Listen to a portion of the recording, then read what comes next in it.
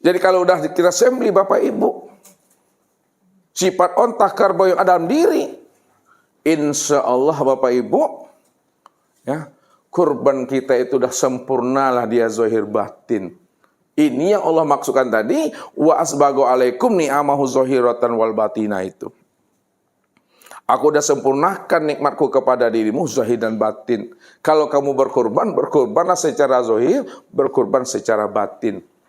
Namun sebelum kita berkorban secara zahir, berkorban secara batin ini yang mesti dilatih dulu. Supaya apa? Supaya dia nanti ketika menyembelih hewan kurban yang berkeempat tidak malanguah-languah ya Bapak Ibu. Tahu malanguah-languah? Tidak menyipak ya nah. Tetap dia ikhlas tuh. Tapi kalau sebaliknya, ya, secara batin sifat onta kerbau di dalam diri nggak pernah disembelih habis sholat. Orang Allahumma anta salam, dia Allah umma lantas jalan, tak pernah disembelih. Masuk bulan Zulhijjah, disembelihlah sapi itu 4 ekor, 5 ekor. Menyipak je betul tu mah. Tiap tahun awak di siku berkurban pak ibamahnya. You gelemek you antar dapik. Dah ada lagi yang gelemek itu. Itu apa sebabnya? Karena yang batinnya nggak pernah disembelih. Jadi banyak permintaannya tuh, ya banyak permintaannya. Kalau ingin dapat daging daging as tuh, bali sapi itu surang, sembelih surang, makan surang. Jadi kalau kita berkorban tuh udah serahkan aja lah kepada panitianya. Jangan bimbang, jangan ragu lagi. Ya, kan tidak wajib memakan daging itu kan? Mana wajib memakannya, sunnah saja. Kalau dikasih semuanya bagus, kalau dapat kita sedikit ya nggak apa-apa. Ya, beda namanya. Kalau korban nazar, secuil pun tidak boleh makan. Secuil tahu secuil, senginil, tak boleh itu. Kalau korban nazar, tapi kalau bukan korban nazar, boleh dimakan bagi peserta korban. Boleh dimakan sepertiga. Sepertiga itu udah banyak, sudah. Ya. Dalam hal ini, kata Ustadz, kalau kita sudah menyembelih sifat hewan kurban pada diri kita tadi, masuk bulan Zulhijjah, ada duit kita zahirkan dalam bentuk penyembelihan hewan ternak mereka keempat, insya Allah sempurnalah ibadah kurban kita itu. Tapi kalau ini nggak pernah disembelih, yang batin nggak pernah disembelih, yang zahir saja dia disembelih, itu melangu-langu was Ustaz atau menyipak-nyipaknya itu mah. Ya, dibanding-bandingkannya nanti itu. Saya korban di situ 2.500.000 ya. Sini 2.700.000, sama-sama kambing juga. Inilah sulit untuk menceritakan Bapak Ibu. Panik aku buatnya itu. Dan orang kalau ikhlas tidak pernah bercerita itu, serahkan aja tuh Bapak Ibu. Ini arif dan bijaknya penitia korban itu mesti pahami. Jadi penitia korban ini sosialnya tuh, so-nya sama orang, sialnya sama penitia. Siap untuk dihujat, siap untuk diinikan. Itu mesti dipahami, ya. Jadi Bapak Ibu secara zahir dan batin, ya, sudah sempurna dalam pelaksanaannya. Jadi sebelum zahir, kerjakan yang batin lebih dahulu. Yang ini yang mesti dipahami. Kenapa? Kurban diri inilah yang menghantarkan diri kita untuk usul kepada Allah. Ini mesti dipahaminya. Kurban diri inilah yang disebut namanya hablum minallah. Ini hablum minallah. Hubungan kepada Allah. Jadi diri ini Bapak Ibu, kalau diri kita tidak ada lagi namanya sifat onta dan kerbau tadi, disitulah ruhani itu mi'raj kepada Allah itu.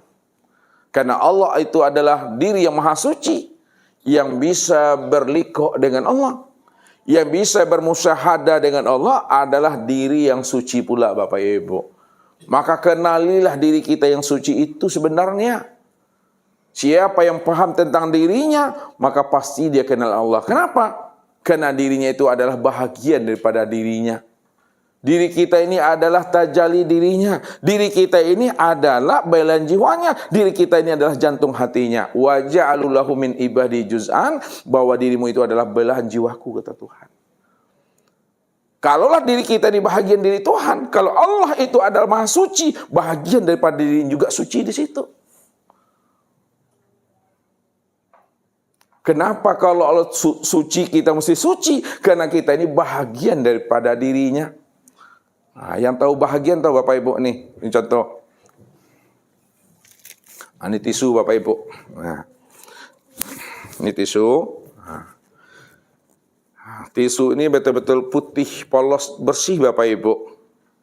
Nah, sekarang tisu yang putih, polos, bersih ini, ya, kita sobek Bapak Ibu. Sobek.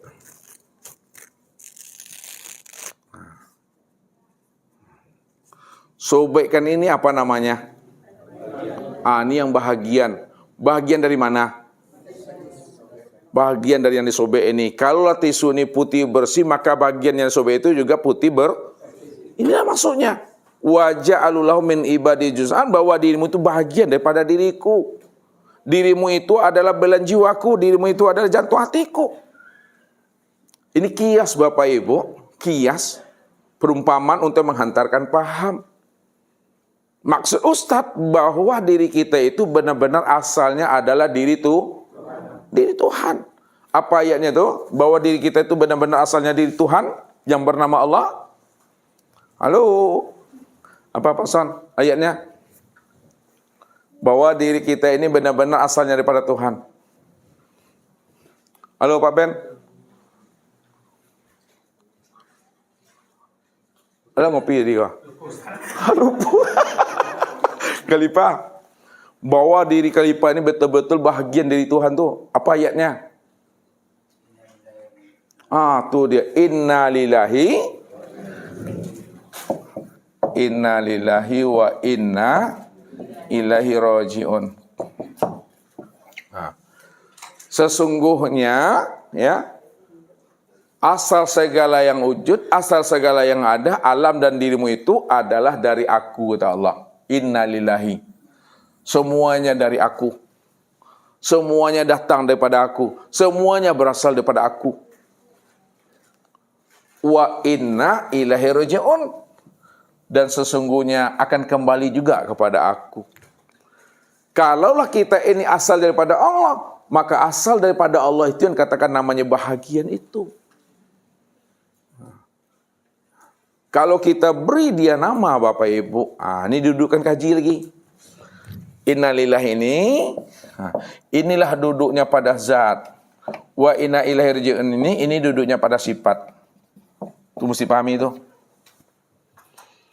Zat itu inilah yang bernama Allah. Siapa yang memberi Allah itu nama Allah? Mau? Siapa yang memberi nama Allah itu?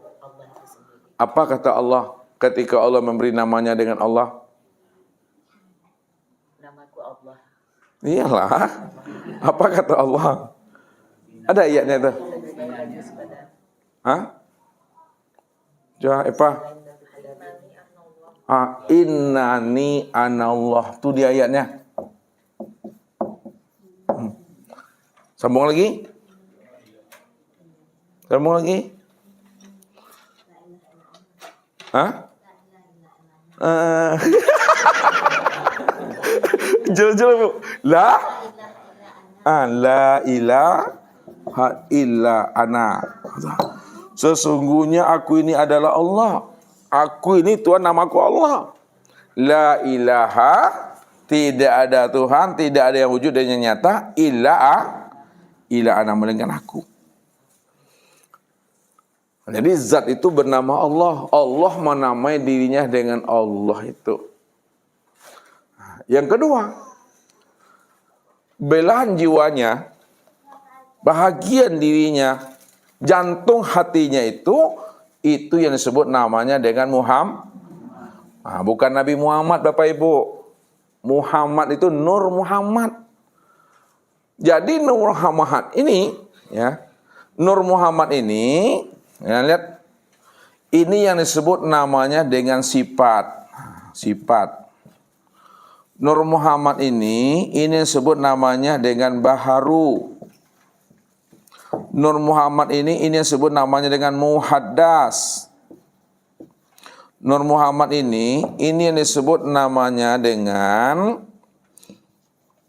tajalli. Nur Muhammad ini yang disebut namanya dengan bagian. Nur Muhammad ini yang disebut namanya serpihan. Nur Muhammad ini yang disebut namanya pancaran. Nur Muhammad ini yang disebut namanya dengan makhluk. Nur Muhammad ini yang disebut namanya dengan ciptaan. Nur Muhammad ini yang disebut namanya dengan alam. Nur Muhammad ini yang disebut namanya dengan hamba. Itu Bapak Ibu. Makanya dikatakan hamba, alam, makhluk itu sebenarnya adalah bahagian daripada dirinya, tajali daripada dirinya. Tajali daripada dirinya, kenyataan daripada dirinya. Dalam bahasa tarekat, alam, makhluk, hamba ini semuanya disebut namanya mir'atillah, cermin untuk memandang akan dirinya. Atau disebut juga Muhammad itu bayang-bayang. Bayang-bayang siapa? Bayang-bayang siapa? Bayang-bayang Allah. Makanya pernahkah berpisah orang yang bercermin dengan bayang-bayang di dalam cermin? Tidak pernah berpisah. Sekarang Ustaz bertanya sama ini Ibu dari Temilahan nih. Udah lama tak jumpa. Halo Ibu. Ustaz mau nanya. Berpisahkah antara bayang-bayang di dalam cermin dengan orang yang bercermin? Tidak pernah berpisah. Pertanyaan yang kedua. Yang kita cari sebenarnya Ibu, bayang-bayang yang di dalam cermin yang Ibu cari, atau orang yang bercermin yang Ibu cari sebenarnya? Orang yang bercermin yang mesti kita cari. Nah, siapa orang yang bercermin itu? Itu adalah Allah. Maka untuk mencari orang yang bercermin, ketahui dulu bayang-bayangnya dulu. Siapa bayang-bayangnya ini? Kalau kita sudah mengetahui bayang-bayangnya, pasti kita tahu nih orangnya nih. Tak mungkin ada bayang-bayang kalau tidak ada orangnya di situ. Rupanya orang yang bercermin itu namanya Allah. Bayang-bayang orang yang bercermin disebut namanya Muhammad. Orang yang bercermin itu adalah zat. Bayang-bayang orang yang bercermin itu disebut sifat. Itulah maknanya az-zatu wa sifatu wahid. Az-zatu wa sifatu wa, apa artinya nih? Zat dengan sifat itu satu esa dia. Itu maknanya tuh. Sekarang kita hantarkan lagi kepada makna suci tadi. Ya. Karena yang bisa usul kepada Allah itu adalah korban diri. Korban diri yang bisa usul kepada Allah. Kenapa dia bisa usul kepada Allah? Karena memang dirinya itu yang disebut namanya sifat, dirinya itu yang disebut namanya Muhammad, yang dirinya itu disebut nama pancaran terjali, asalnya adalah Allah. Kalau Allah itu adalah suci, maka pancaran dirinya juga tetap suci. Jadi, pahamilah sebenar-benarnya, kalau Allah ini adalah diri yang maha suci, maka pancaran tajali bagian daripada maha suci itu juga adalah suci di situ. Inilah yang sampai kepada Allah itu. Jadi yang sampai kepada Allah itu bukan tubuh. Lihat. Yang sampai kepada Allah bukan tubuh yang zahir. Bukan tubuh. Yang sampai kepada Allah itu adalah tubuh yang tubuh yang batin itu adalah ruh. Lihat. Tubuh yang batin itu adalah ruh ini yang sampai kepada Allah. Kenapa tubuh yang batin ruh sampai kepada Allah? Karena ruh ini bahagian daripada Allah. Ruh ini yang sebut namanya dengan sifat tuh. Ruh ini yang sebut namanya dengan Muhammad. Ruh itu yang sebut namanya dengan pancaran. Ruh itu yang sebut namanya dengan muhaddas. Ruh itu yang sebut namanya dengan baharu. Ruh itu yang sebut namanya dengan hamba. Ruh itu yang sebut namanya ciptaan. Ruh itu yang sebut namanya dengan makhluk itu. Nah, tuh memahaminya. Ada paham kita siapa diri kita, maka sucikalah diri itu. Ya. Sampai dia bersih. Kalau udah bersih diri kita, insya Allah sampai dia kepada Tuhan itu Bapak Ibu. Maka kenali diri itu. Udah kenal diri kita misalnya, ada kotor di dalamnya, sucikan itu. Kalau tidak bersih, maka itu yang akan terhijab Bapak Ibu. Ya, satu contoh saja Bapak Ibu. Satu contoh. Ini misalnya sumur. Sumur Bapak Ibu. Air. Nah, di dalam sumur itu masuk mencit di dalamnya. Mencit, tahu mencit? Tikus. Ini sumur kita. Lalu masuk mencit, masuk tikus di dalamnya. Udah berminggu-minggu dia di dalam itu udah bau. Lalu Bapak Ibu kuras air tadi. Dikuras air itu. Bagaimanapun capeknya Bapak Ibu menguras air itu, berember-ember dia, yang namanya air itu tetap akan bau juga dia. Paham Ustaz? Bagaimanapun kita berember-ember, berliter-liter, ya, kita kuras air itu, yang namanya air itu tetap bau. Apa sebabnya? Iya, tikusnya masih ada di dalam. Lalu bagaimana supaya air itu tidak berbau lagi? Dibuang tikusnya, dikeluarkan mencitnya dulu. Nih mencit. Ambil tikus tuh, ambil bangkai itu keluarkan, ya. Buang dia, campakkan dia. Setelah dibuang mencitnya tadi, aku raslah air tadi, insya Allah dia akan bersih dia. Itu maknanya. Kalaulah hati kita, jiwa kita masih ada mencit di dalamnya, masih ada bangkai dalamnya, masih ada musang di dalamnya, berzikir pun kita tidak ada guna itu. Tidak ada gunanya. Karena mencitnya masih ada dalam tuh. Bangkai masih ada dalam tuh. Buangkan bangkainya dulu, baru kita berzikir, barulah situ akan merasakan kehadiran Allah itu.